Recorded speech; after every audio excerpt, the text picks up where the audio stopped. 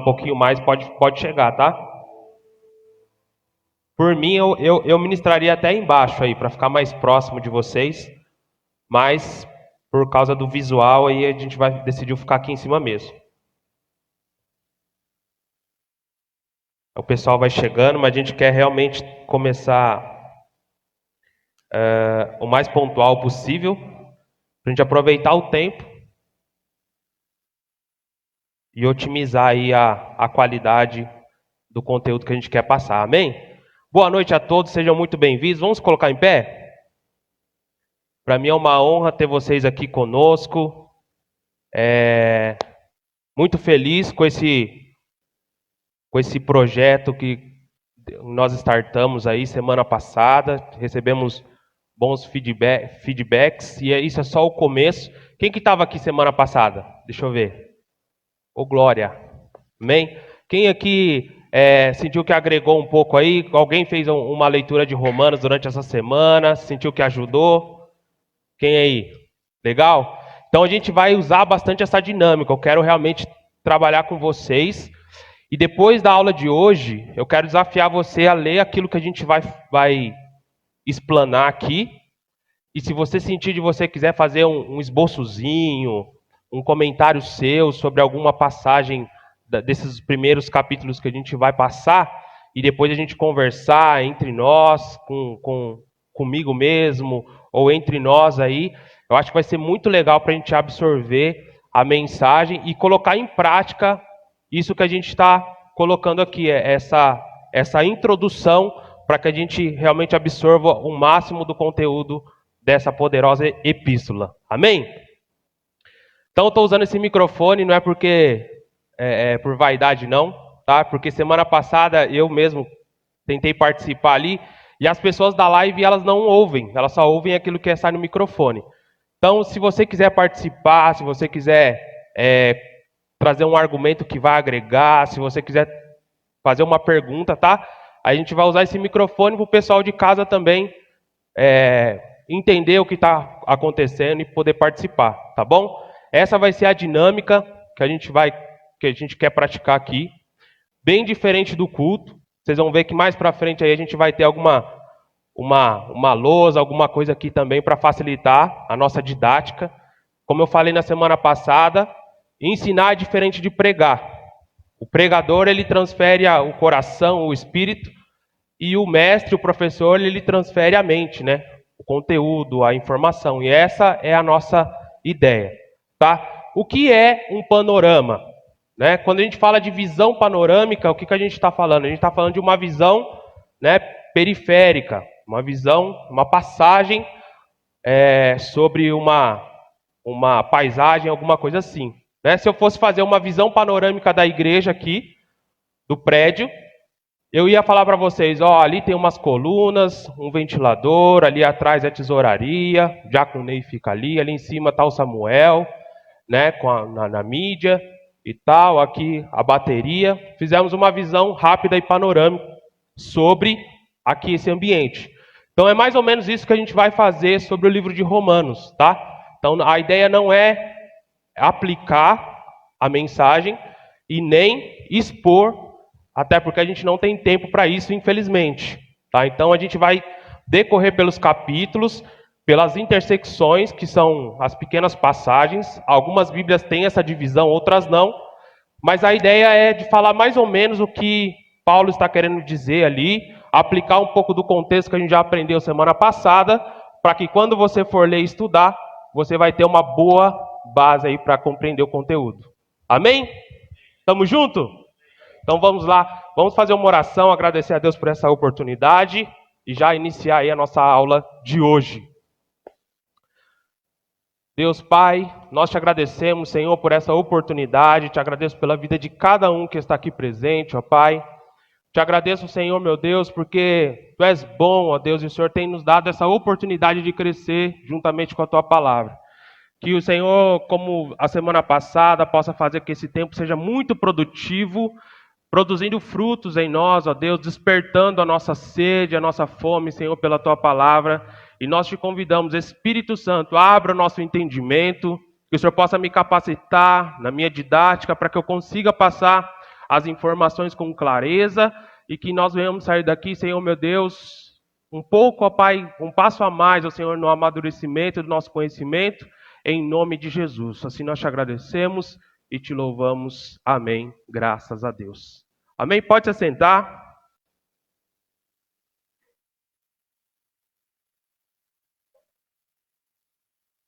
Quem quiser pode usar aí o PDF que eu acabei de postar no grupo. Quem não tiver no grupo, depois pode procurar a Paty lá atrás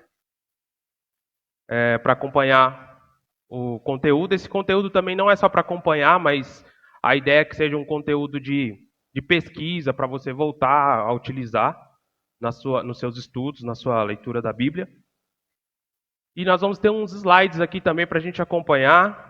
Convido você a abrir a sua Bíblia também. Então a gente vai trabalhar com todas as ferramentas possíveis aí para a gente aplicar essa aula. Então, livro de Romanos, já no capítulo 1, a gente vai partir agora para o conteúdo da carta. Tá? Então, hoje a gente chega aqui com que base? A gente iniciou até falando que semana passada foi o panorama, mas na verdade não. Na verdade, semana passada pode ser considerado como uma introdução, tá? Uma introdução histórica, autoral e motivacional da carta. E agora sim vai ser o panorama, que é essa visão, né, que a gente vai passar pela carta, comentando aí o conteúdo, alguns versículos, algumas passagens que elas se destacam, que são mais conhecidas, nós vamos procurar expor sim elas, falar um pouquinho do contexto histórico. Já no começo nós vamos iniciar assim. Mas antes vamos falar um pouquinho sobre o esboço do livro. Tá? Pode jogar para nós, ô Samuca, por favor. E esse livro, talvez essa carta, ela seja a mais interessante nessa questão do esboço, porque ela é muito organizada. Então, antes de mais nada, a gente chega aqui com que conhecimento? Que Roma era uma cidade que começou como uma cidade pequena e se tornou um grande império, realmente se tornou o mundo. O mundo, naquela época, era o Império Romano e a capital do mundo era Roma, né? Só nisso, tendo uma igreja na capital do mundo, essa igreja por si só já se tornaria uma igreja importante. E aí fica interessante que, vendo essa importância da localização da igreja e tal, até estrategicamente, que a gente aprendeu que Roma ela tinha estradas para todo o império, então a gente entende a importância também para a missiologia da igreja, né? A missão, o evangelho chegar lá, com certeza ele ia expandir para o império. Mas o interessante é isso, é que Paulo, pregando em vários lugares, ainda não tinha conhecido essa igreja. Então a gente chega já para começar a entrar no conteúdo do livro com essa ideia. Então, né, o império era uma igreja muito bem localizada, então era importante para a expansão do evangelho. Paulo não tinha ido lá. Agora, a igreja em Roma estava chamando muita atenção de Paulo pela sua fé, por várias coisas que ele vai descrever aqui na carta. E a gente aprendeu também que havia um motivo estratégico e missional de Paulo também. Né? Nós vimos no mapa que se Paulo utilizasse a sua base, que era Antioquia, ia ficar muito contramão até ele chegar na Espanha, que era o Ocidente. Então ele queria fazer um posto avançado em Roma para que ele pudesse chegar lá na Espanha. Tá? Então o ministério mais ou menos dos judeus era ali em Jerusalém, com Tiago e Pedro, né? Estava ali em Jerusalém, mas o pastor da igreja era Tiago. E a base da missão aos gentios era em Antioquia, começou com Paulo e Barnabé. Tá? Então a gente vai ver, se a gente vê as viagens de Paulo, ele vai usar aquela como base, então Roma seria a sua nova base, o posto avançado para chegar ao outro lado da fronteira. Então é mais ou menos com essa introdução que a gente inicia hoje o conteúdo, e o esboço é mais ou menos assim. a introdução, que eu coloquei aqui umas imagens aí da Roma Antiga. Então vamos lá, esboço do livro, introdução, né, do verso 1 ao 15. Uma boa introdução, a gente vai falar disso. Essa carta, ela não é só a mais extensa, mas nas suas saudações, ela também foi a maior. Isso mostra que essa carta ela não foi escrita às pressas. Ela não foi uma carta emergencial, mas ela foi uma carta que demonstra um certo capricho mesmo de Paulo. Paulo sentou ali e acreditam que ele teve um amanuense chamado Tércio, que foi alguém que auxiliou ele para redigir a carta. Então ele caprichou muito nessa carta e isso vai mostrar também a organização da carta. E esse é o meu objetivo principal no final dessa aula, que vai ser semana que vem, da aula do panorama, que você entenda essa estrutura. E por isso que semana passada eu falei, o ideal é que quando nós sentamos para ler Romanos, é ler de uma vez, porque ela é muito bem organizada e ela é muito bem construída, né? A sua carta. Então vamos lá. É a introdução, depois ele vem com a universalidade do pecado, né? Que todos pecaram e todos estão destituídos da glória de Deus. Ele traz um problema, depois ele traz a solução, que é a justificação pela fé, onde nós recebemos uma palavra poderosa aí no domingo, né? O pastor já mencionou, já pregou sobre isso.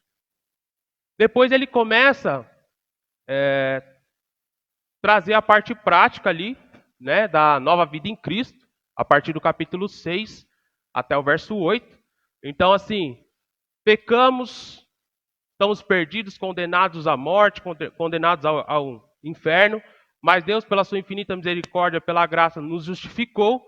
E agora, como justificados, como que nós devemos viver? Então, Paulo ele já inicia isso. Depois ele vai falar um pouco de Israel, o papel do judeu dentro do plano de salvação e tal. É muito legal essa carta, é muito bem organizada. Paulo realmente ele deve ter gastado um tempo até para preparar esse conteúdo, porque nós vamos ver durante toda a carta ele equilibrando as coisas. E a gente vê ele usando até uma característica literária, que eu acho que deve ter uma base na filosofia e tal. Ele usa muitas perguntas como se houvesse um opositor imaginário. É como se ele falasse assim, eu vou preparar uma pregação, um ensino, e eu já começo a imaginar as perguntas que as pessoas vão fazer. E eu já me preparo para essa resposta que provavelmente vão fazer. Então a gente vai ver isso muito na carta, e ele começa a equilibrar. Porque quando ele traz um ensino novo, praticamente ele arruma um problema para ele, só que ao mesmo tempo que ele arruma o problema, ele já vem com a solução, né? Então, nós vamos ver, vamos tentar passar por essas situações para vocês entenderem melhor depois. Aí ele vem com essa questão do ministério de Israel, depois ele vem aqui de novo, né, na vida prática do salvo, e depois ele finaliza com as saudações e os seus projetos lá, que o Léo ele explicou aqui, lá no capítulo 15, que ele vai falar desse planejamento de ir para a Espanha. Amém? Qualquer dúvida aí, qualquer comentário, é bem-vindo, tá bom? Vamos lá, capítulo 1. Então ele começa a sua saudação do verso 1 ao 7. Então ele evidencia o seu chamamento ali, né, por Cristo.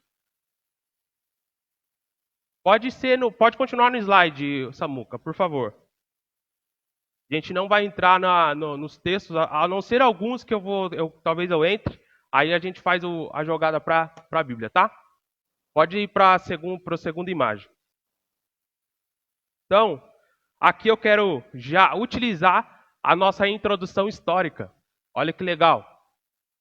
Então ele vai falar do seu chamamento, geralmente ele faz isso no início das suas cartas. Tá? Paulo enfrentava algumas oposições e nós vemos na igreja de Corinto, ele usa um capítulo para defender o seu apostolado. Então ele quer evidenciar que ele foi chamado por Cristo, mas olha que legal, como servo. Como servo. Isso aqui eu quero destacar. No grego é doulos, tá? Que significa literalmente escravo. Passa a outra para mim, por favor, Samuca. Então, doulos, no grego, é assim que se lê, que se escreve, e literalmente significa escravo. Quando foram traduziram para servo, é considerado até um erro de tradução. Porque o servo, na época, o servo ele poderia se demitir, o servo ele era remunerado, o servo ele tinha uma casa, ele tinha uma vida. Mas o escravo não. O escravo, no contexto do Império Romano, que nós aprendemos quando eles chegavam e muitas vezes, dependendo da guerra, eles subjugavam. Uma informação interessante, quem já assistiu aqui o filme 300, do Maximus lá? Então, o exército do Império Romano, no início, ele começou, o exército era formado por nobres do Império. Então não é a visão que a gente tem hoje como um emprego. Eles não tinham salário. Então eram pessoas que tinham muitas terras, muitos recursos, e ele formava o exército para que aonde ele conquistasse, ele ia escravizar algumas pessoas ali, quem eles tinham assim aquela técnica, né, que era praticamente pacífica, mas eles tinham seus escravos, então eles escravizavam uma parte do povo. E também aquilo que eles conquistavam pertencia a esse general. E o Maximus ele era e até no filme ele é chamado de espanhol. Então ele era lá da Espanha. Então era mais ou menos assim. E lá para frente, lá que realmente com a expansão, a necessidade que o exército aumentasse, aí sim o exército se tornou uma profissão e as pessoas começaram a entrar, pessoas como que eu posso dizer, da classe mais baixa começaram a entrar para esses cargos de liderança no exército. Mas no início eram essas pessoas ricas, onde elas lideravam e elas ficavam com os despojos e escravos. E esses escravos, queridos, para nós entendermos a profundidade da palavra de Deus, esses escravos, eles não tinham nome. Muitos deles eram chamados de menino ou menina até o fim da sua vida. Então, tinha um senhor lá de 50 anos servindo aquela família, que era um escravo, e ele era chamado de menino. E, oi, esse menino, pega aquilo para mim, faz isso, faz aquilo.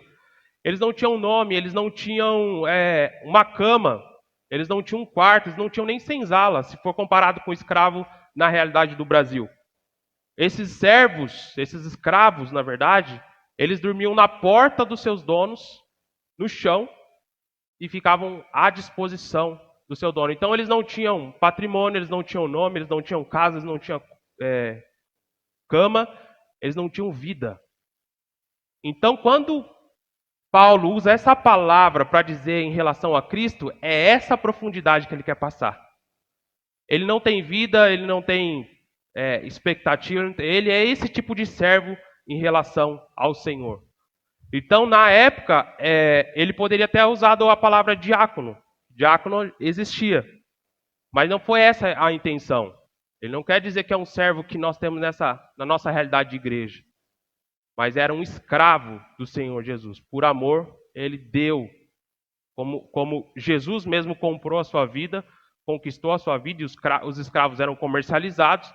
A partir do momento que comprava um escravo, aquele escravo ele era realmente um pertence, uma coisa, e eles entravam até nos testamentos.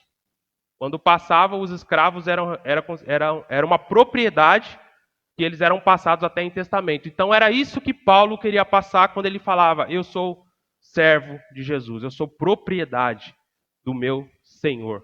Olha só a importância de nós estudarmos um pouco o contexto para a gente entender a profundidade.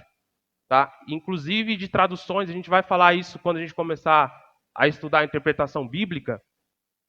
E é importante, às vezes, a gente ir sim procurar no original, não é para ficar esbanjando conhecimento e tal, mas é para que a gente entenda realmente o que o autor queria dizer. Porque, por exemplo, se a gente pegar uma tradução muito atualizada, é legal para a gente fazer uma leitura devocional ali, uma leitura prática. É legal, eu uso. Mas se você quiser realmente fazer uma exegese do texto, você realmente extrair aquilo que o texto quer dizer, nós precisamos usar algumas outras traduções, ou até várias, como eu utilizo. Para preparar esse estudo mesmo aqui, eu usei umas 4 Bíblias, fora comentários e tal, para a gente conseguir chegar onde realmente a mensagem real que o autor queria passar aos seus destinatários. Um outro exemplo para a gente finalizar isso aqui, é que, por exemplo, numa tradução muito atualizada, se ela tentar traduzir, por exemplo, um rei, um imperador na época para um presidente, que é a nossa realidade hoje, nunca que vai ter o mesmo peso do que um imperador era, um rei era, para que um presidente é hoje. Entende? Então a gente tem que entender como foi essa palavra, que não é o servo que nós temos na nossa mente, né? Nem no ambiente de igreja, eu sou servo de Jesus, sou servo do Senhor. Não era isso que Paulo estava em mente quando ele estava falando para aqueles romanos, para aquele povo, para aqueles destinatários. Então a coisa é muito mais embaixo do que a gente pensa. Amém? Ô pastor, Vamos lá, Léo. só para reforçar aí, Filipenses 1:21, né? Paulo declarou que para mim viver é Cristo e morrer é lucro. Isso já reforça bem isso daí, né? Que a vida dele era Cristo, não tinha nenhum outro tipo de propósito, era somente pregar a Cristo, né? E morrer era Exatamente. lucro. Uma outra coisa, Léo, que a gente conversa muito particular, né? Que Paulo ele foi muito intenso. Paulo ele realmente ele deu a sua vida por completo. Ele jogou fora a sua posição social, religiosa. Ele era membro do Sinédrio. Se a gente tiver oportunidade depois, a gente pode falar um pouquinho sobre o que era essa instituição na realidade judaica. O cara ele era muito elevado na sociedade, tinha uma condição financeira boa. Ele jogou fora realmente tudo por causa de Cristo. Foi morto quase várias vezes. E a gente às vezes ficava conversando, o que Paulo viu para ele dedicar a vida dele desse jeito? Para ele gastar a vida dele pelo evangelho. E a gente conversou muito que lá, quando ele teve o encontro com Jesus, ele ficou 3 dias em Ananias, nós imaginamos que ele tenha visto realmente o céu e a motivação pela recompensa do céu era o que fazia ele gastar a vida. E aí, estudando e me deparando com essa realidade, aí eu entendi por um outro lado. Entendi por outro lado, Léo. Talvez não seja não a recompensa que estava motivando ele, mas, na verdade, aquilo que ele já tinha recebido, que foi a aquisição de Jesus por meio da graça. Então, nós vamos ver lá no verso 16, né? Verso 16, não, acho que no verso 14 do capítulo 1, que o presbítero Jefferson pregou, onde ele era devedor. Então, era isso. Ele falou, não, Jesus já me comprou, eu era o principal dos pecadores e agora a minha vida é dele. E eu vou gastar minha vida por amor e gratidão a ele. Então ele se considerava esse escravo, esse doulos aí do Senhor Jesus. Amém? Próximo slide. Agora do verso 8 ao 15, ele vai falar sobre o seu amor pelos romanos, né? Então Paulo tinha uma admiração por aquela igreja e aqui ele vai escrever um pouco da sua admiração, né, do seu amor, da sua vontade, do seu desejo real de conhecer essa igreja. No verso 16 e 17, a gente entra de novo num texto assim importantíssimo, talvez o tema principal realmente da carta. E aqui eu quero ler um pouquinho com vocês. De novo, a gente vai utilizar aqui um pouquinho do contexto histórico para a gente entender o que ele estava querendo dizer aqui. Então, 16 ele diz: pois não me envergonho do evangelho, porque é o poder de Deus para a salvação de todo aquele que crê, primeiro do judeu e também do grego. Visto que a justiça de Deus se revela no evangelho de fé em fé, como está escrito, o justo viverá por fé. Então aqui quando ele fala não me envergonho do evangelho, a gente agora em mente do que era o Império Romano, que a realidade deles era uma realidade que valorizava a conquista, que valorizava as riquezas, como eu falei, os nobres eles entravam no exército para conquistar, para ir avante. O Império Romano ele foi muito agressivo e ambicioso, então isso mostrava a cultura da época, né? De poder, de conquista, de superioridade, né? Lembra que foi falado que eles eles menosprezavam as nações que possuíam reis, porque eles se sentiam seres superiores, né?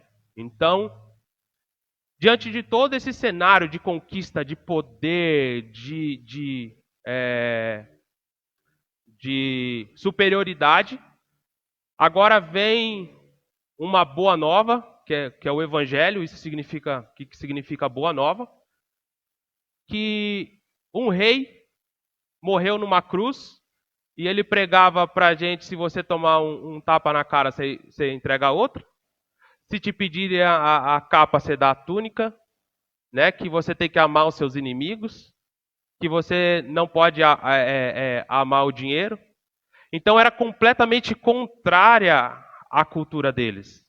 Era uma mensagem que não encaixava naquela realidade.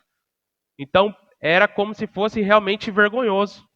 Tanto que quando o rei lá escreve a placa e ele diz para o povo: ó, esse é o rei de vocês, ele está zombando realmente do povo. Está falando: ó, vocês são tão inferiores que vocês precisam de um rei. E o rei de vocês está aqui, ó, nu e sendo exposto da pior forma, morrendo na morte de cruz. Então eles se sentiam superiores, eles tinham essa visão de poder e tal. E os judeus inseridos nesse império, também eles acabaram sendo secularizados por essa visão. Por isso que muitos rejeitaram Jesus, porque eles queriam um Jesus revolucionário. Um Jesus que viesse não numa jumentinha, mas que viesse numa cavalaria, com um exército forte. Não que recrutasse um pescador e um publicano, mas que ele tivesse cercado de pessoas importantes da sociedade. Então, o evangelho, não muito diferente de hoje, mas dentro dessa profundidade que nós tivemos aqui da introdução do contexto histórico, não encaixava.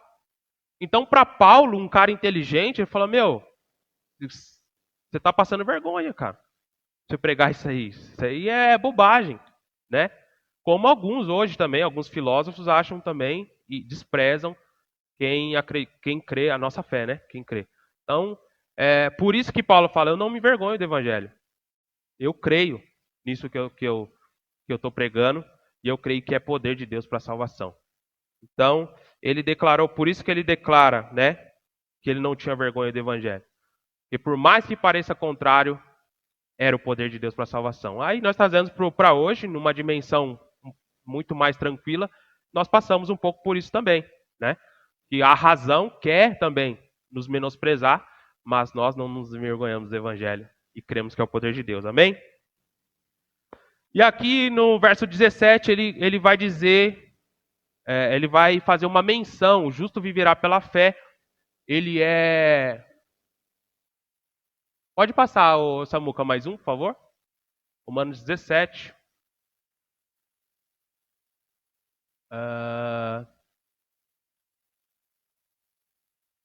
Olha que legal, tem uma citação aqui. Romanos 17, ela é uma citação de Abacuque capítulo 2, verso 4, tá? O justo viverá pela fé ou por fé. Então olha só que legal, toda a mensagem dessa epístola está contida em 1,17, particularmente na citação profética de Abacuque. Nesse texto das Escrituras, o apóstolo constrói a sua carta. Esse cara aqui que foi quem citou essa frase, um teólogo luterano sueco. Então, eu não sei você, mas do contexto que eu vim, esse versículo era usado, aplicado de uma forma muito errada. Do contexto que eu vim, a gente fala: não, eu vivo pela fé e tal, então estou precisando de um carro, vou comprar pela fé e Deus vai me ajudar a pagar. Né? Vou comprar uma casa e Deus vai me ajudar a pagar porque eu vivo pela fé. E aplicava esse versículo de viver pela fé para a vida natural. E aí nós vamos aprender também mais para frente, nas regras de interpretação, que a regra mais básica é nós entendermos os contextos, né? Contexto imediato, contexto próximo, o contexto geral. E Paulo não vai falar disso, não está falando disso. Né? Então, o que Paulo está falando, o que está embutido nessa declaração do justo viverá pela fé? Nós vamos entender, mas aqui no decorrer da carta, que Paulo vai falar que não existe justo. Que ninguém é justo. Não há um justo sequer. Então, era um outro conceito errado, que a gente era bonzinho, como a pregação falou domingo, né? E aí a gente considerava justo, pastor. Não, porque como eu sou bonzinho, eu me considero justo. Então, eu vou alcançar aí os benefícios da fé. Mas o que está embutido desse versículo?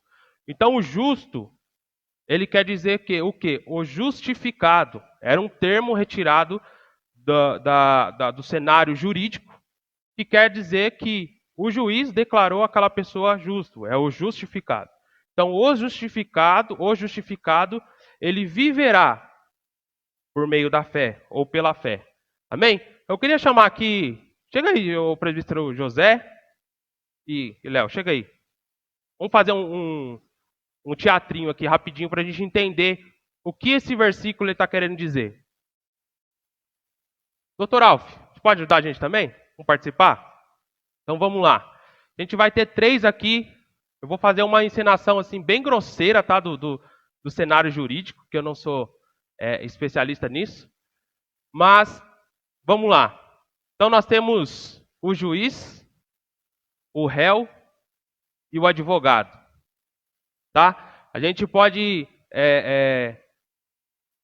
definir assim. Então o juiz, Deus, o homem, Jesus. Amém?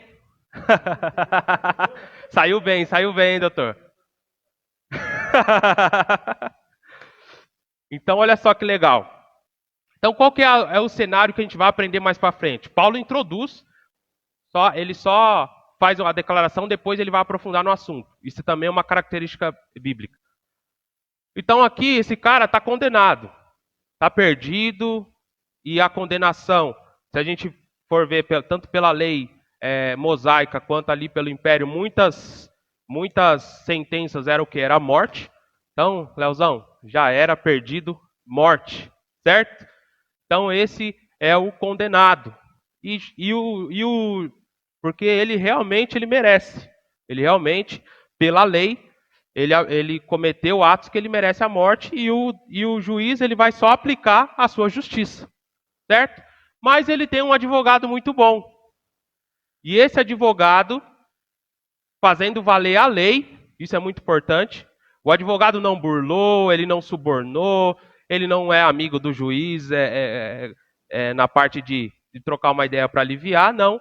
Ele fez valer a lei e com os argumentos da lei, ele faz com que o juiz justifique o condenado. Porque o condenado, ele confiou no seu advogado. Vamos lá. Então agora, olha só que legal. O justo, aquele que foi justificado pelo juiz, ia morrer. Mas agora ele vai viver porque ele teve fé no seu advogado. Amém? Vocês conseguiram entender? Então aquele que era condenado, ele foi justificado porque ele creu no advogado que fez valer a lei e que o juiz, aplicando a justiça, declarou que ele era justo e agora ele ia morrer e agora ele vai viver. Amém? É isso que quer dizer. Não tem nada a ver que você vai conquistar ou você vai... Não. Passa para nós o slide, por favor. Acho que eu coloquei essa frase aí. Passa mais um, por favor. Aquele que estava condenado à morte foi declarado justo através da fé, ganhando direito à vida eterna. Isso que é, o justo viverá pela fé. Amém? Uma salva de palmas aqui para o nosso teatro. Então é isso.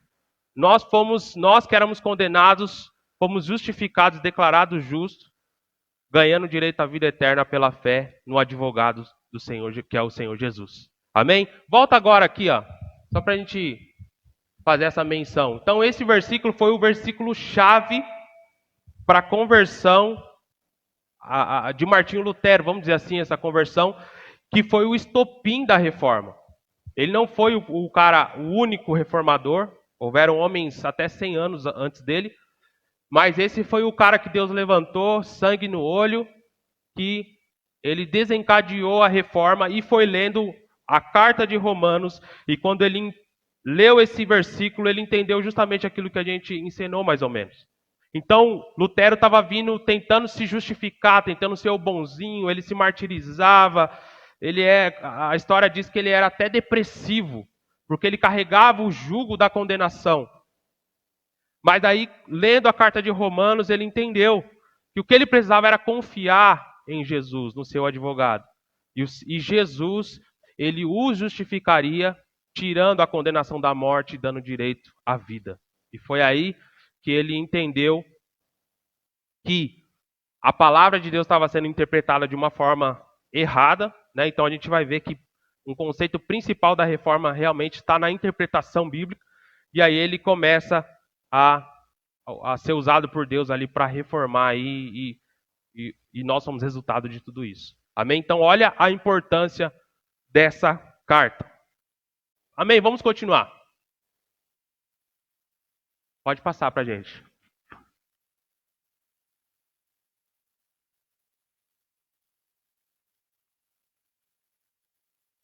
Então aqui agora ele vai começar a se aprofundar nessa questão da depravação total, da universalidade do pecado, em que todos pecaram.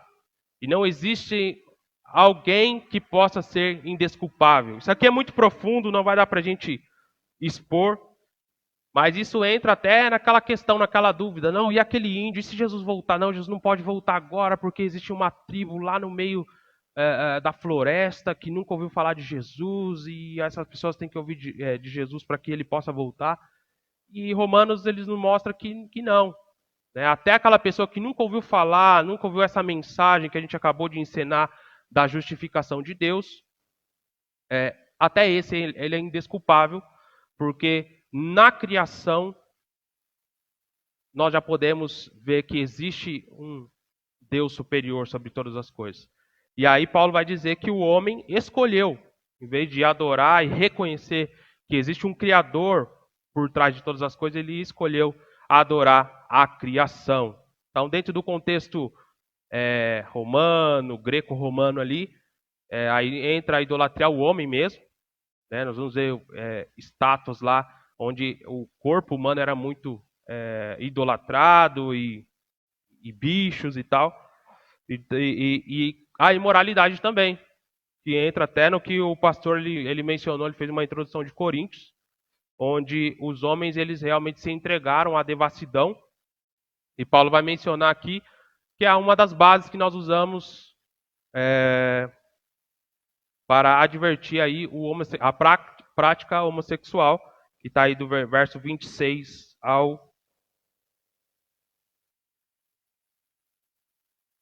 26 e o 27 do capítulo 1. Amém? Olha lá. Sendo assim, né, o próprio Deus entregou à humanidade as suas próprias paixões como uma forma de juízo, pois esses atos, por si próprios, trariam as suas terríveis consequências. Então, olha que legal quando você começa a consumir esses conteúdos, que as coisas vão se encaixando. E não sei se vocês lembram quando o pastor introduziu aqui a carta aos Coríntios, que foram encontrados muitas imagens de doenças, né, que eram esculpidas e oferecidas a um Deus para que eles fossem curados. E essas imagens que eram resultado do quê? Do pecado.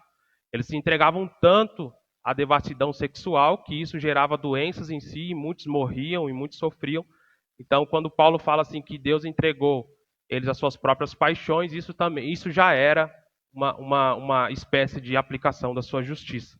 Porque o homem, se ele for entregue às suas paixões, não existe aí um resultado pior que ele possa viver. Amém?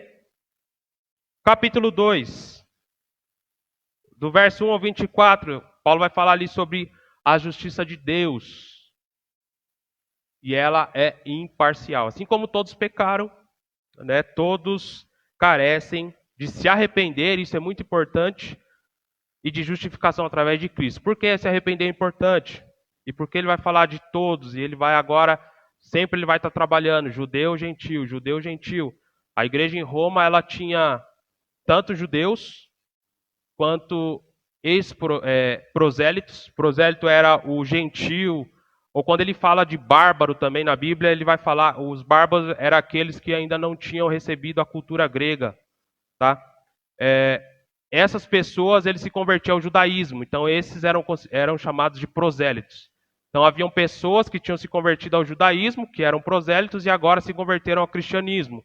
E o próprio gentil, que ele não era nada, não tinha se convertido ao judaísmo, mas tinha se convertido ao cristianismo. Esses eram os destinatários da carta. E aí Paulo ele vai trabalhar muito nisso, vai trabalhar sempre de judeu, gentil, e agora ele está colocando todo mundo no pacote. Tanto judeu como gentil necessita se arrepender e ser justificado. Por que o se arrepender é importante? Porque o judeu, nós vamos falar um pouquinho mais para frente, mais de uma vez talvez, o judeu ele confiava muito na sua descendência abraâmica, então eu sou filho de Abraão, eu sou perfeito e eu não necessito de arrependimento. Então o judeu tinha essa soberba aí, e aí Paulo vai quebrar essas ideias através dessa carta.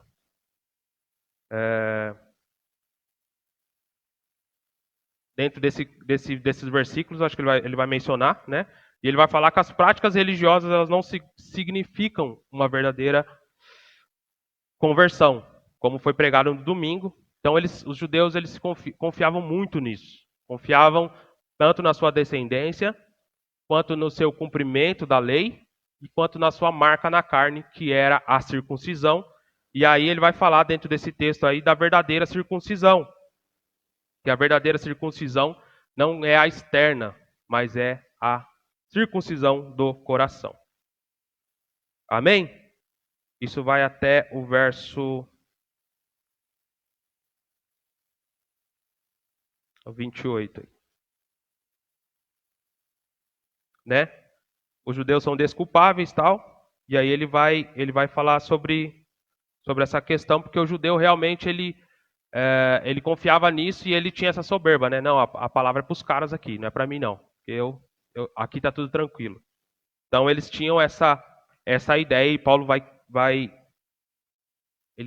quebrar essa ideia, essa soberba dos judeus, e lá na frente ele vai dar uma equilibrada também para o gentil também não começar a se achar. Então ele dá a gente vai ver que ele bate de um lado, assopra, depois baixa aqui, ergue aqui, e ele vai equilibrando essa questão, e lá no final ele unifica todo mundo, que todo mundo é um só povo, e comprado, lavado e remido pelo sangue de Jesus. Capítulo 3. Paulo responde a objeções. Então aqui a gente já vai ver a primeira vez que ele vai utilizar dessa característica aí de talvez um opositor imaginário. Ele pensando, ele está escrevendo, ele imagina quem que vai ser o seu destinatário. Então lá, poxa, lá eu tenho um judeu. Às vezes alguma coisa já chegou para ele, alguns problemas que estavam acontecendo lá e tal, algumas falsas doutrinas que estavam rolando no meio. Isso acontecia muito. Eu acho que eu já falei isso numa das pregações. Lá eles não tinham o cânon, que é a Bíblia hoje fechada, né? Então, cartas circulavam nas igrejas e no meio disso, além de ser cópias, e cópias elas acabam alterando alguma coisa, havia alguns caras aí que eles escreviam cartas em nome dos apóstolos. Então era bem complicado o trabalho realmente dos apóstolos, por isso que a gente vai ver em quase toda a carta falando de falso mestre. Pedro, Paulo, Tiago, João, né? Todos vão falar sobre falsos mestres, falsas doutrinas, porque era muito difícil controlar. Então hoje é mais tranquilo, entre aspas, né? Mesmo com a Bíblia fechada, as pessoas arrumam umas heresias aí, mas antes era pior, né? Com a influência grega, então muitas falsas doutrinas surgiam no meio da igreja. Então aqui ele vai responder algumas objeções, né? Até o verso 9. Depois ele vai falar sobre a universalidade do pecado, né, que o mundo inteiro está debaixo do pecado, e ele vai fazer algumas citações de alguns versículos. E aqui, no verso 12, ele vai citar Salmo 14:1, tá? Quem tiver o PDF, depois você pode estudar um pouquinho com mais calma. E ele vai citar esses versículos aqui, ó. No verso 12 ele faz a citação de Salmo 14, do 1 ao 3, 53, do 1 ao 3, verso 13, verso 14, verso 17, verso 18. Então ele vai sempre estar conectando aí com o Antigo Testamento, tá? Os apóstolos eles vão fazer bastante isso daí. E isso é o que a gente entra aí dentro da matéria teologia bíblica, mostrando que a Bíblia ela é uniforme. Desde o Antigo Testamento, tudo já apontava para a obra de Cristo. Amém?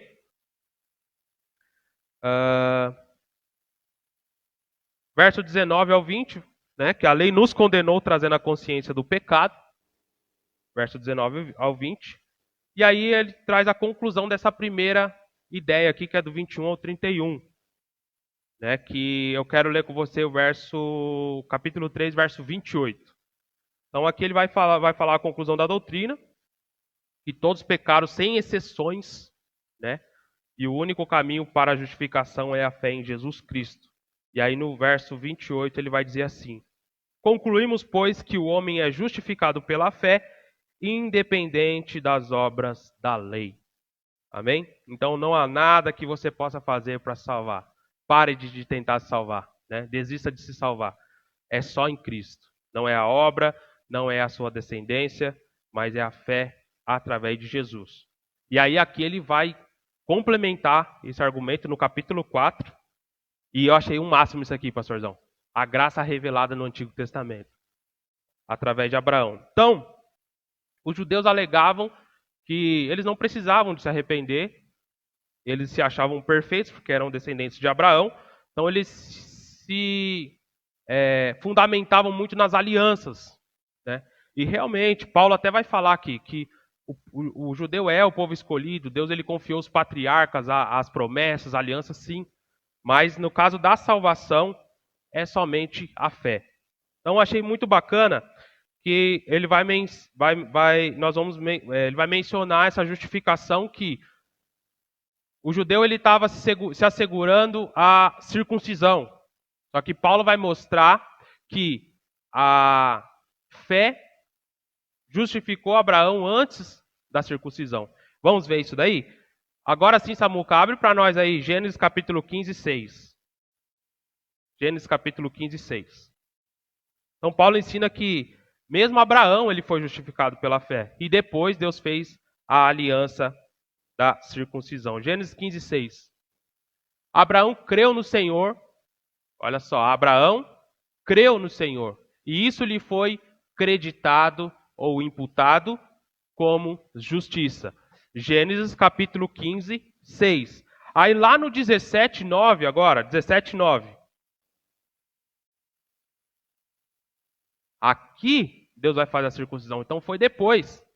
Então Paulo ele destaca isso. De sua parte, disse Deus a Abraão, guarde a minha aliança, tanto você como seus futuros descendentes. Né? Então, primeiro, Abraão creu. Depois veio a aliança e as obras. Amém? Então, Paulo ensina isso aqui no capítulo 4, que até Abraão foi justificado pela fé. Através do Espírito Santo nós vencemos. Amém? Então, nós já estamos em vantagem já até nisso. Então, a lei, a escravidão e a graça, né, do capítulo 6, do 15 ao 23. Ô, pastor, só agregando... Vamos lá. Essa primeira parte que o senhor falou, então vamos pecar mais, de a graça sobre as nossas vidas. Eu lembro daquela parábola que Jesus citou, falando daquele senhor que tinha uma seara, e ele vai de manhã para procurar trabalhadores, depois ele volta meio-dia, depois ele volta no final do dia.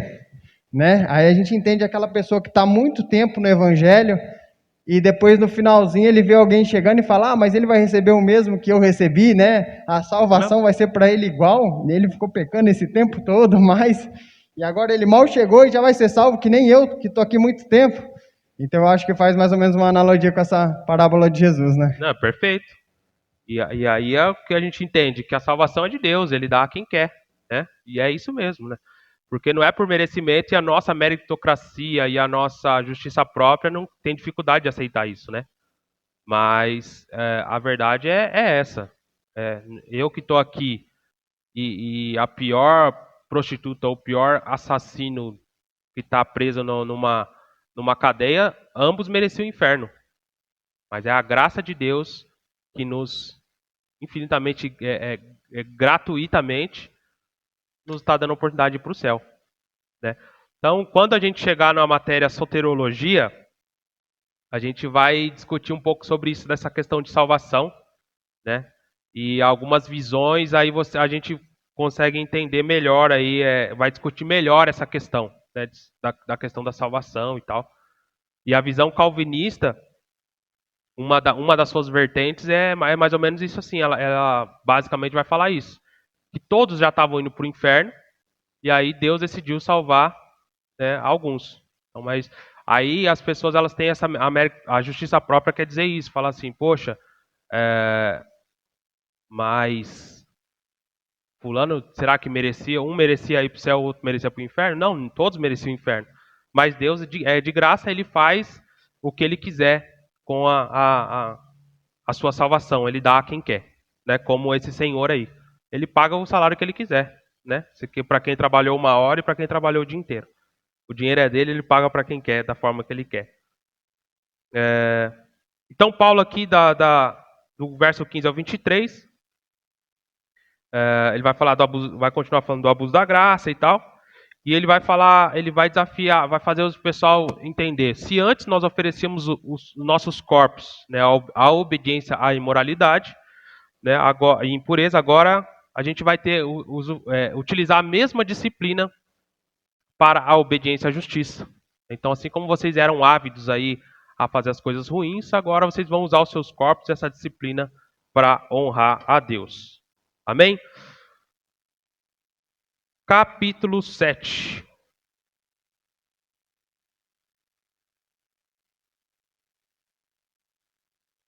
Analogia do casamento, verso do 1 ao 6.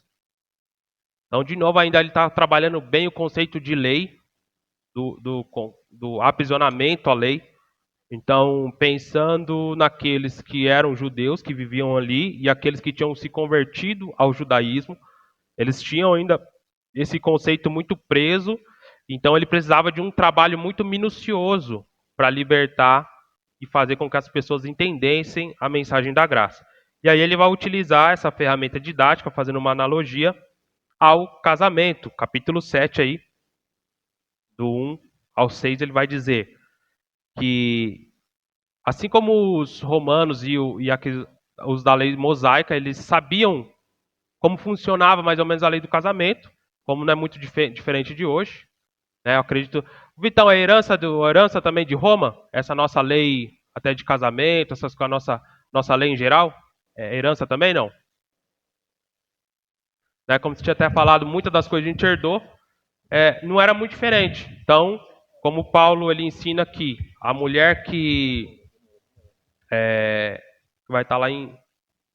Acho que eu não anotei aqui. Ele fala em Coríntios, né? Quando o marido morre, a mulher é livre para ela casar novamente. É Coríntios, né? Coríntios. Então, dentro desse conceito, ele quer dizer o quê? Que o velho homem, através da morte do sacrifício de Jesus, esse velho homem que era preso à lei, ele morreu. Então, ficou livre da lei. A lei ficou viúva desse velho homem. Agora, o novo homem, ele é livre para ele casar com quem quiser e, consequentemente, o seu Senhor Jesus. Amém? Então, eles fazem essa analogia que o velho homem morreu, agora para a lei, e o novo homem é livre para casar com Cristo. Amém? Então, ele vai introduzir essa ideia que não é diferente de hoje, né? O viúvo, ele é livre para casar com quem quiser, e aí ele já traz essa na didática aí para aquele povo que entendia muito bem como que é isso, para introduzir essa verdade. Que agora eles estavam livres da lei e agora estavam sobre o cuidado e a lei do Espírito, que ele vai falar mais para frente, através de Cristo. A lei e o pecado, versos 7 ao 13. Eu vou falar até o 13, porque aqui do 13, do 14 até o 21, aqui ele vai trazer ele vai falar de um texto que eu não quero comentar agora, porque eu precisaria de um tempo também para explicar e eu não vou ter esse tempo.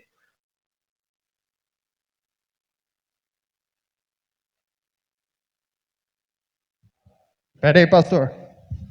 Fala aqui, que senão o pessoal da internet não vai ouvir. Mas acho que não está Na transmitindo? internet. Caiu. O áudio tá? Mais uma vez, usando aquela didática que você falou Isso. do personagem lá imaginário, ele fala assim, o que diremos então? Que é igual ao Romanos 6, né? O que diremos então?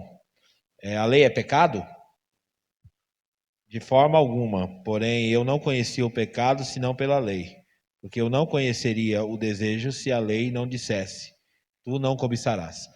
É muito interessante essa interpretação aqui também, porque é mais um espertinho, ele tá pegando mais um espertinho aqui, querendo botar a lei como algo negativo. Então, para que serve a lei? Paulo vai dizer que a lei serve só para mostrar que a gente realmente não consegue servir a Deus pela lei. Perfeito. É isso que ele está dizendo. Graças à lei, a gente olha para a nossa vida e fala, a gente não dá conta de cumprir. Então a lei só tem esse papel. Perfeito. De novo, ele fala isso aqui, né? Usa essa pergunta. E você vê que ele sempre vai equilibrando. Então, ele vem e ele fala que nós estamos livres da lei e tal, como se estivesse diminuindo a lei para algum mau intérprete. E depois ele fala, não, mas também não é assim, a lei não é má em si e tal. E ele vai trazer essa verdade, que a lei, ela serviu para apontar o pecado em nós e, consequente, o pecado vai trazer a condenação. Então, por isso que a letra mata, né? Então, a lei, ela revela o pecado em nós, consequente, o pecado vai nos condenar à morte. Então, essa seria aí a função da lei. E, claro, aí também é um outro assunto para a gente falar da lei, porque até a gente vai comentar aqui, não sei se vai ser hoje, mas sobre aquele versículo do fim da lei é Cristo, né? E aí a gente vai ouvir Jesus falando, não, mas eu não vim abolir a lei e tal. E aí existe também uma explicação para entender isso, tá? Então a lei, ela tinha essa parte, a sua parte moral, a sua parte cerimonial, né? E a sua parte moral, espiritual e cerimonial. Moral, espiritual e cerimonial, isso. As três vertentes da lei. E basicamente o que foi encerrado definitivamente e doutrinariamente é a lei cerimonial, porque ele cumpriu essa lei ritual da cerimônia no sacrifício de Jesus. É basicamente como se a lei moral de Deus ela não fosse como se ela não fosse não é absolvida, né? Abolida. Porque como até Jesus fala, né? Se você amar Deus sobre todas as coisas, você amar o seu próximo como a ti mesmo, você cumpriu a lei. Então essa é a parte moral da lei que não muda, que é a santidade de Deus, tal. Mas a parte cerimonial ela foi abolida, que nós não precisamos de sacrifício, porque o sacrifício de Jesus ele foi suficiente. E isso Paulo vai explicar muito bem aí Paulo não, o escritor aos Hebreus. O escritor aos Hebreus vai explicar muito bem lá na sua carta. Capítulo 8. Já chegamos aí na metade da carta, hein? E esse capítulo é um capítulo maravilhoso, né? Capítulo 8, considerado talvez o mais bonito aí da carta. Chamado por muitos como o mais belo da carta, ele inicia com agora nenhuma condenação há, né? Verso 1, e termina negando haver a separação de Deus, verso 39. Né? Enquanto o capítulo 7 descreve o novo homem em relação à lei, o capítulo 8 descreve o novo homem em relação ao Espírito Santo e a sua obra através desse novo homem aí. É coisa linda, esse capítulo é maravilhoso. Vamos ler um pouquinho, porque esse capítulo é poderoso. Ó. Capítulo 8. Agora, pois, já nenhuma condenação há para os que estão em Cristo Jesus.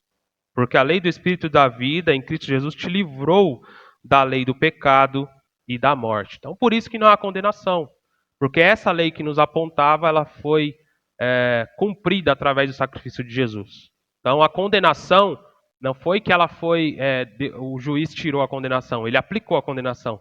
Mas a condenação que era para nós foi aplicada em Cristo. Ele pagou o nosso preço.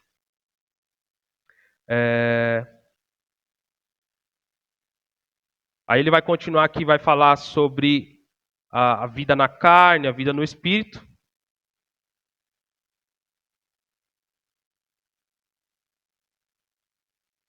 E eu fiz uma observação aqui no meu pensamento que Jesus ele foi tão bom que ele não somente ele não quitou a nossa só quitou a nossa dívida, mas ele nos deu uma condição de não nos endividarmos mais.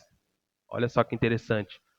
Ele pagou a nossa dívida na cruz, todos os nossos pecados, e ele nos deu essa condição de nunca mais nós precisarmos nos endividar mais. Então não foi uma coisa, até eu aceitei Jesus, está pago agora, eu tenho que tomar cuidado e tal, né? Que tinha muito essa ideia, até do batismo, isso entra também na parte histórica da igreja. Inclusive Constantino, ele decidiu se batizar no fim da sua vida. Talvez você vai se identificar com essa ideia. Porque a ideia era que depois que você se batizasse, o negócio ficava sério, e aí você não podia pecar mais. Quem já ouviu algo assim? Que segurar, não, porque agora que você batizou, ficou sério.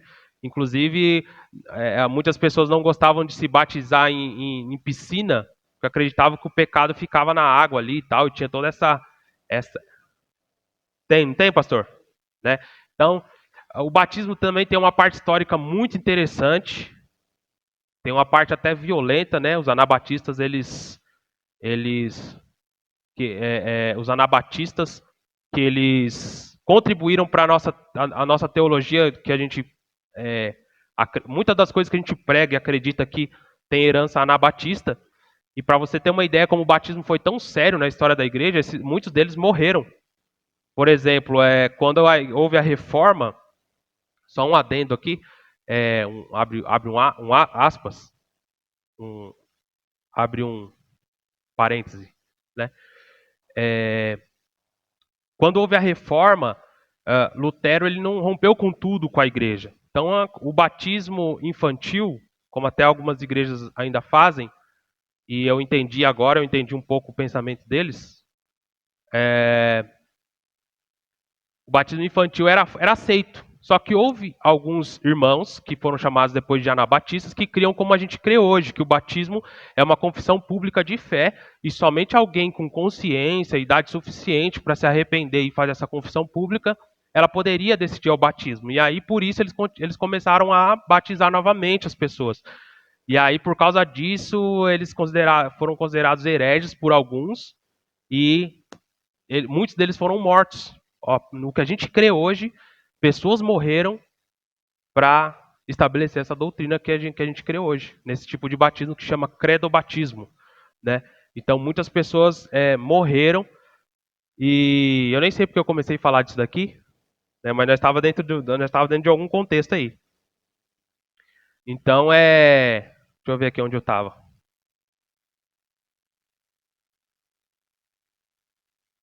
Nem sei porque eu comecei a falar isso aqui. Mas ficou aí de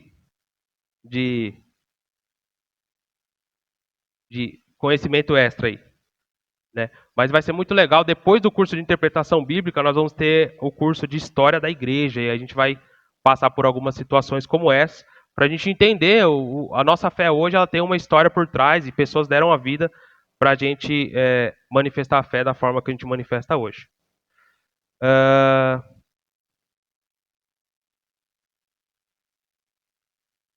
Então é isso, até o versículo 13, né? Nenhuma condenação há e tal, daquilo que a gente falou. Verso 14 ao 17 vai falar sobre que nós somos filhos e herdeiros. Então, a gente não parou ainda para revisar, mas tudo está vindo em sequência e construindo um raciocínio lógico aqui diante dessa carta, tá? Pode sim, pode sim. acrescentar aqui para agregar, acredito que vai ajudar. Desde o começo você tem falado que a carta foi escrita para esses irmãos que estavam em Roma, e muitos termos que eles estão usando são termos que é familiar para aquela região, né?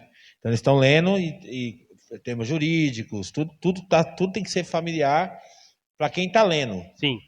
Talvez para outra região não fizesse muito sentido a carta, né? Mas para os romanos, então Paulo foi bem assertivo. E quando chega nessa parte de filhos, eu acho muito interessante aqui no versículo 23, que ele fala assim, ó: e não só ela, mas nós mesmos também, que temos as primícias do Espírito, também gememos em nós mesmos, esperando a adoção, a saber, a redenção do nosso corpo. E aqui vai falar de filhos adotivos, né? Então está falando de filhos que são adotados. Na nossa cultura, um filho adotivo não tem nem de longe o mesmo valor que um filho natural. Exato. Mas quando o romano leu isso, eles estão lendo aquilo, tem um significado muito maior para eles. Sim. Aí eu até busquei aqui rapidinho, fala aqui, quer ver? Durante o Império Romano, esse sistema de adoção serviu muitas vezes para permitir sucessões ao trono pacíficas, ao dar a possibilidade ao imperador de escolher o seu sucessor ao assumi-lo como filho adotivo. Então, quando ele usa essa linguagem, filhos por adoção, aquilo, na nossa cultura, não, você lê e fala, poxa, mas um filho... É até negativo, né? É até negativo, né? Filho por adoção, parece que é uma coisa... E é só nessa carta que ele fala isso. Ele não fala nas outras, né? Então, quando eles estão lendo isso e vai se usar isso para se divulgar ali naquele território, isso aqui vai dar uma tônica muito maior. Então, foi só para acrescentar. Top, pastor, top. Ô, pastor, e deixa eu acrescentar mais. E no contexto de Romanos, ele vem no mesmo contexto de Coríntios, que lá era uma terra muito pagã, então eles faziam orgia nos templos, então naquela região tinha muitos órfãos, porque as prostitutas, elas engravidavam, e aí os seus filhos eram largados lá, não sabiam quem eram os pais, então a maioria ali era um órfão de pais. Então, por isso que ele fala nesse contexto também de orfandade, né? Porque era a grande maioria ali na região romana. Tá vendo a importância de a gente ter uma base, né? Que a mensagem ela fica muito mais profunda.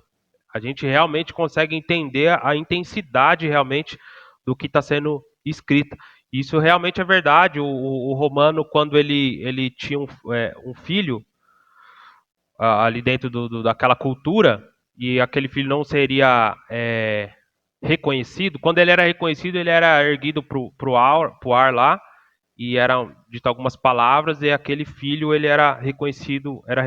E aquele que ou era um filho de uma prostituta, ou às vezes o cara desconfiava que a esposa traiu, ele era deixado no chão. E esse que era deixado no chão era esse órfão, e muitas das vezes ele virava aqueles escravos que a gente estava falando.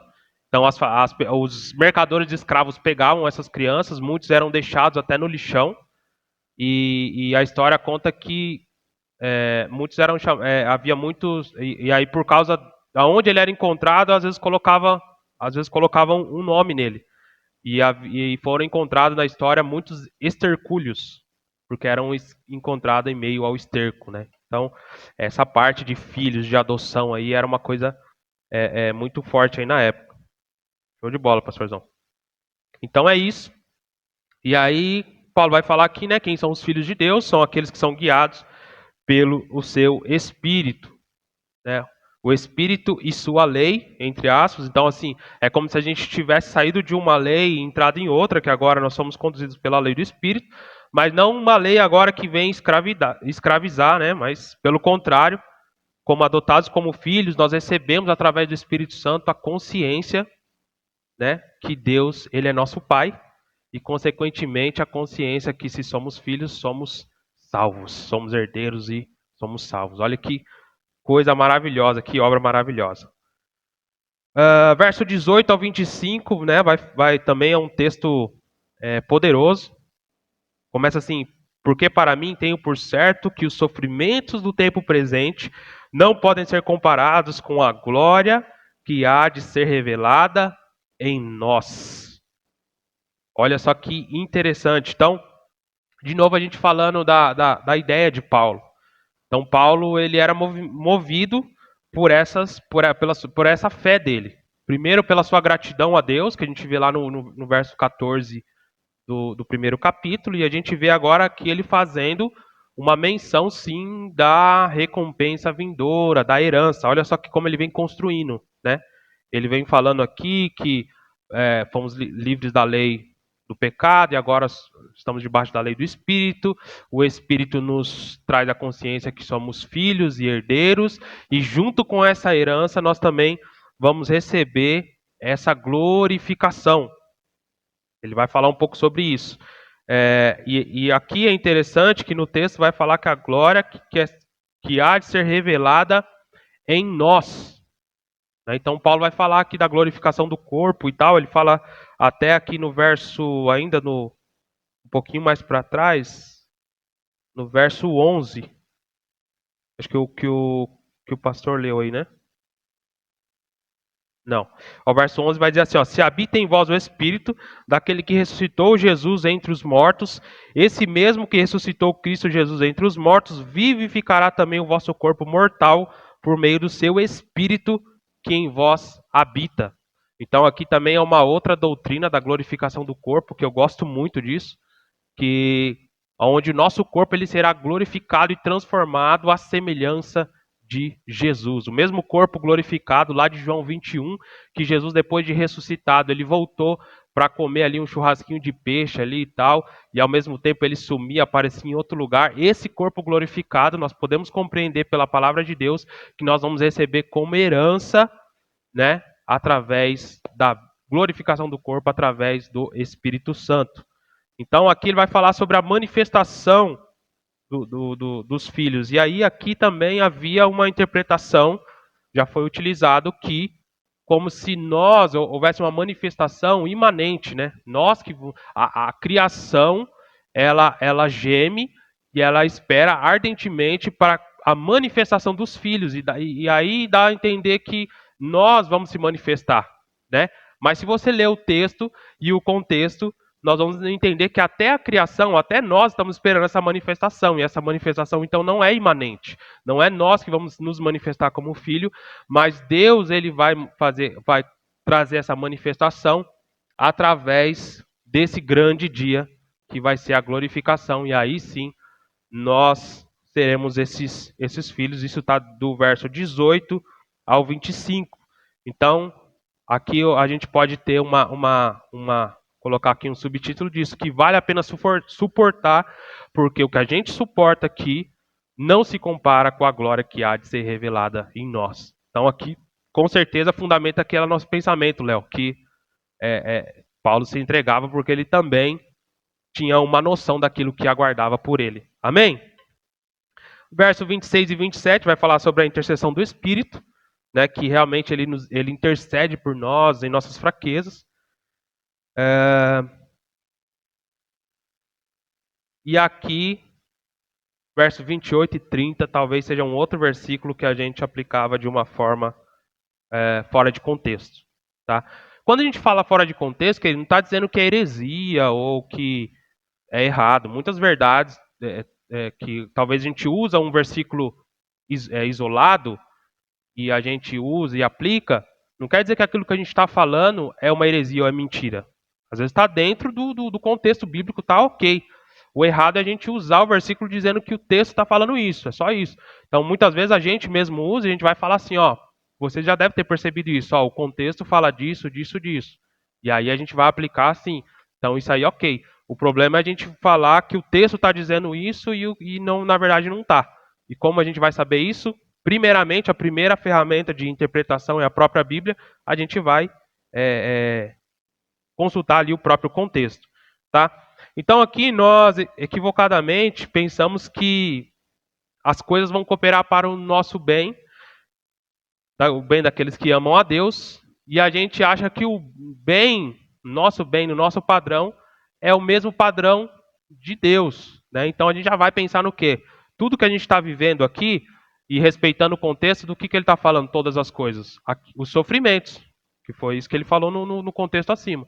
Então, tudo aquilo que a gente sofre, tudo aquilo que a gente passa, vai cooperar para o bem daqueles que amam a Deus. E aí a gente para aí, a gente para de ler aí, e a gente toma para nós o quê? Que o bem seria o nosso conforto, a nossa realização, a nossa conquista e tal, tal, tal, que é o bem segundo o nosso padrão. Mas qual que é o bem segundo o padrão de Deus, segundo o texto está dizendo? Vamos ler isso daí? Ó, a partir do verso 28 diz assim: Sabemos que todas as coisas cooperam para o bem daqueles que amam a Deus, daqueles que são chamados segundo o seu propósito. Porquanto aos que antemão conheceu, também os predestinou para serem conformes à imagem e semelhança do seu Filho, a fim de que ele seja o primogênito entre muitos irmãos. Então, dentro do próprio contexto, eu já explico qual que é o bem.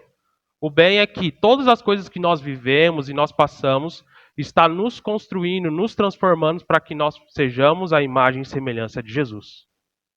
Então, esse é o bem que Deus ele espera para nós. Então, é muito além do que nosso conforto e nossa realização. Tá? E eu não sou adepto da teologia da miséria, não, tá, irmão? Eu tenho que prosperar, tenho que abençoar, só não uso o texto para isso. Se tem um texto para usar e está dentro do contexto, amém. Mas não use, não force o texto. E o texto, a gente, respeitando o contexto, é isso que está dizendo. Está dizendo que todas as coisas vão cooperar para o bem. O bem é a nossa transformação, a imagem e semelhança de Jesus em todos os aspectos possíveis. Amém? Glória a Deus. E olha aí, continuando. As provas da certeza do amor de Deus. Então, que diremos, pois, à vista dessas coisas? Que coisas? Recapitulando todos os bens tudo que já aconteceu aqui, que foi declarado desde o começo do livro até agora, né? Onde nós fomos justificados. Cadê? Passa para nós. Vamos ver se eu coloquei aí. Olha lá, as bênçãos recebidas. Nós fomos justificados, merecíamos a morte, fomos declarados justos. Tem um erro ali, faltando um A ali, ó. Aquele que revisou ali, vou dispensar. Foi eu mesmo. Justos gratuitamente pela vontade e justiça do amor do Pai. Recebemos, né, a liberdade da lei e do pecado. Né? Recebemos o Espírito Santo como nosso auxiliador, intercessor, consolador. E recebemos a adoção através do Espírito Santo. Temos a certeza que somos filhos e cordeiros com Cristo. Então, diante dessas coisas, todas essas bênçãos, e principalmente, né, que é o tema da carta, que é a justificação, o que diremos, pois? Se Deus é por nós, quem será contra nós? Então ele está dizendo, se Deus me justificou, se o juiz supremo declarou justo, né, quem que vai ser contra mim? Então, né? E aí vai dizer assim, se Deus é por mim, quem será com aquele cara que está perseguindo eu no emprego? Tá? Aquele cara que não gosta de mim? Não tem nada a ver. Só ler o contexto. Isso aqui não precisa nem ser teólogo para você ler. Leia com calma, você vai entender. Aquele que não propôs seu próprio filho, antes por todos nós o entregou, porventura não nos dará graciosamente com ele todas as coisas? Todas essas bênçãos espirituais? Então, assim, ele já deu o seu filho, que foi o ápice. Então, ele vai dar todas essas bênçãos, né? E muito mais, vai dar carro, vai dar casa também, faz parte também, está dentro do pacote. Mas aqui a gente entende que está falando de bênçãos, das bênçãos espirituais, que ele já falou anteriormente nos outros capítulos. Então, quem tentará acusação contra os eleitos de Deus, né?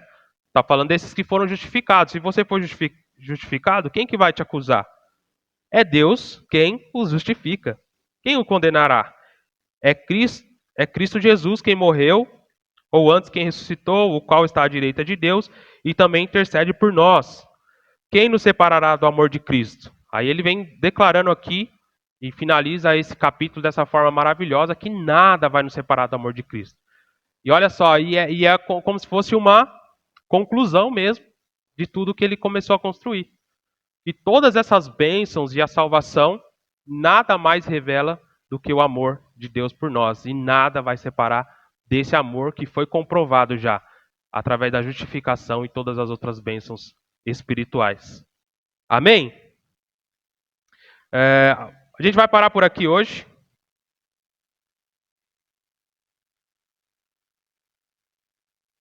Deixa eu ver, 9. 9:4. Acho que eu vou aproveitar para falar passar mais um pouco, daí vai que semana que vem. Deixa eu ver aqui para a gente tentar parar dentro de uma ideia.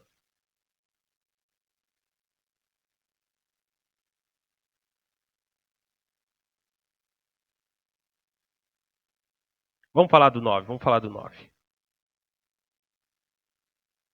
Algum comentário, alguma dúvida? Nada, vocês estão todos quietinhos, não sei se estão alguns com sono, outros cansados. Tá dando para entender? Amém? Maravilha. Vai melhorando aos poucos, tá, queridos? Conforme as terças-feiras vai ficando melhor. Vamos lá, capítulo 9, então. Paulo e a incredulidade dos judeus. Então aqui vai ter um texto até bem forte, já no início do capítulo 9, que Paulo realmente ele fica entristecido com a incredulidade dos judeus, né? O apóstolo Paulo revela sua tristeza pela incredulidade dos irmãos na carne e ousa dizer que renunciaria à sua salvação, se tornaria maldição se isso significasse a salvação dos seus. Olha só, isso aqui está no... Vamos ver qual é o versículo exato aqui. É o 2, né? Tenho grande tristeza e incessante dor no coração, porque eu mesmo desejaria ser anátema, separado de Cristo por amor dos meus irmãos, meus compatriotas segundo a carne, né? Ou seja, os outros judeus ao qual não creram no Evangelho. No restante do capítulo, o escritor aos Romanos vai expor um ensinamento de suma importância, onde ele afirma que o povo judeu realmente é o povo da promessa, né? Então lembra que ele vem equilibrando. Então ele vem falando bastante da graça, vem colocando o gentil no mesmo nível aqui do judeu em relação à justificação.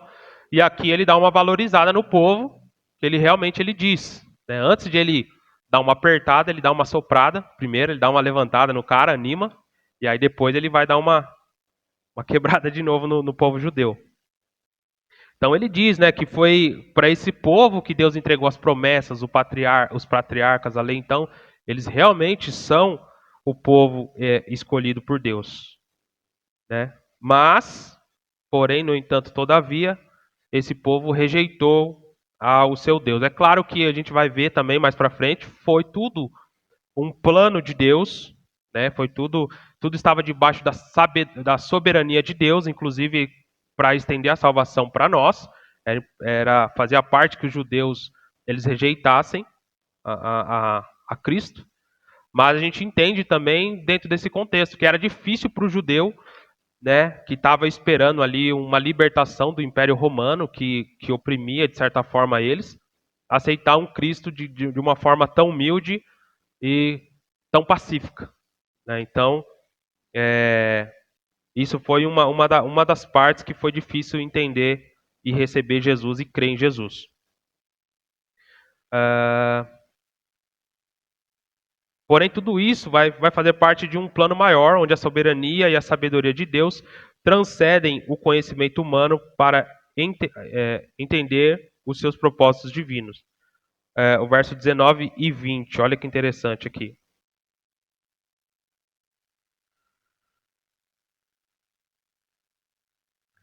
Tu, porém, me dirás, de que se queixas ele ainda? Pois quem jamais resistiu à sua vontade? Quem és tu, ó homem, para discutires com Deus? Né? Por que Deus permitiu isso? Que o seu povo escolhido, né, fosse rejeitado para ele salvar os gentios, que era um povo desprezado pelos judeus. Então Paulo aqui vai falar que ele é soberano. Quem que vai discutir com Deus? Quem somos nós para ter sabedoria para entender os planos e os desígnios divinos, né? Ele vai continuar falando sobre isso até mais para frente aí no verso 10 também. Aí aqui no verso do 30 ao 33 vai falar que Israel é responsável também pela sua rejeição, Aqui diremos, pois, que os gentios não buscavam a justificação, vieram a alcançá-la, todavia que decorre da fé, e Israel buscava a lei e justiça não chegou a atingir essa lei? Por quê? Né? Ou seja, ou eles estavam buscando fazer as coisas certas, buscando viver a lei, e eles são rejeitados, e os gentios que nem buscavam a Deus, eles foram aceitos. Por quê? Né? Porque não decorreu da fé, e sim como que das obras. Tropeçaram na pedra de tropeço, como está escrito: eis que põe em Sião uma pedra de tropeço e rocha de escândalo, e aquele que nele crê não será confundido. Então Paulo finaliza que era pela fé. Então o judeu estava falando assim: pô, a gente está tentando fazer tudo certinho aqui, cumprindo a lei. Aí vem um povo que nem reconhecia você como um Deus, o Senhor como um Deus, e você escolhe eles. Aí Paulo fala: porque vocês estavam tentando pelas obras, e eles creram. Tá aqui dentro da igreja. A gente fala, não, mas a gente tá aqui fazendo tudo certinho, né? Tem, né? tem. A gente tá fazendo tudo certinho, a gente tá seguindo tudo. Aí chegou. Então o pensamento continua o mesmo. É o mesmo. E eu entrava nesse cheque também, né? De tipo assim, nessa questão de justiça própria. E é uma perda de tempo. E eu falava assim, poxa, como esse povo é ruim, meu, judeu, cara. Como o judeu é ruim, viu tantas coisas Deus fazendo e mesmo assim, né, se desviam. E a gente não é nada diferente. Deus nos abençoa, Deus nos, nos dá graça e tal, e a gente vira as costas para Ele várias vezes, em vários momentos também. Então a gente não é nada diferente, né, desse povo, cheio de justiça própria, rejeita a Deus também, porque me indignava quando eu lia Gênesis. Eu via Deus fazendo grandes milagres, aí Moisés sobe um pouco, os caras criam um ídolo. E aí eu vejo que a gente às vezes faz a mesma coisa, né? A gente sai, recebe uma bênção de Deus e aí aquela bênção vira o ídolo da nossa vida. Então a gente não é muito diferente desse povo, não. Ô pastor, e a gente vê também que é o nosso próprio egoísmo, né? Porque Mateus 28:19 nos chama para ir e pregar o evangelho para todo mundo. Mas a gente quer escolher quem é para ser salvo, né? O certo é que a gente aceitasse que todos viessem, que todos fossem salvos, mas a gente acaba querendo escolher. Ó, não, você demorou muito. Não pode vir mais não. Ó, você pecou demais. Você não merece não, né? É mais ou menos isso aí. Isso aí não tem mais jeito. E dentro desse contexto a gente lembra também daquela outra parábola que Deus fala que ele veio para os seus, mas os seus não receberam, né? E aí Jesus fala assim, então você pode sair aí nas vielas e traz quem você encontrar na rua e traz para minha festa, né? Traz para minhas bodas, né? Ele veio para os judeus, ele convidou os judeus, só que os judeus rejeitaram, um tinha que ver a sua terra, outro tinha que ir para suas núpcias, né? E ver a nova junta de boi. Aí você fala, agora eu não quero não, né? E aí Jesus fala, então sai aí, pega os gentios aí e traz eles. Era isso. Jesus ele já estava explicando o reino. Ele já estava introduzindo essas ideias, né? Mas eles não entenderam. Os discípulos mesmo não entendiam. Só foram entender quando Jesus realmente ressuscitou e aí eles caíram na real que né, ele era realmente o Messias e aí se tornou o que era. Mas Jesus já estava introduzindo o reino e tudo, explicando para eles e os caras não entendiam, né? Pastor, e assim, até eu falei domingo na pregação que a fala das pessoas denuncia a crença. Então tem muita gente que vem na igreja porque ele fala assim, eu estou indo buscar a minha salvação, né? Aqui não é o lugar de vir buscar a salvação, aqui é o lugar de adorar.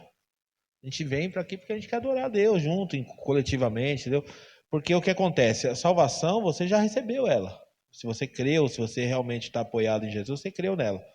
Então tem muita gente que está aqui dentro, mas está morrendo de vontade de estar lá fora.